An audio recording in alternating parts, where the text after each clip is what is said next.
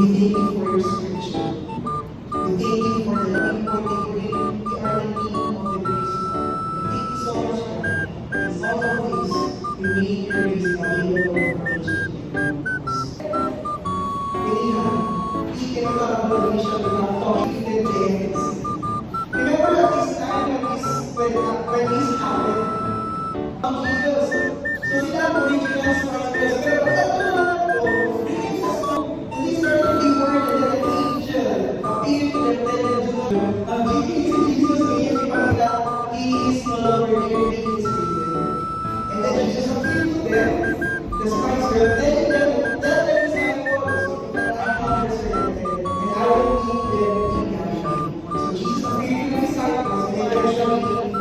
We can say that the authority of Jesus sets the foundation of the mission.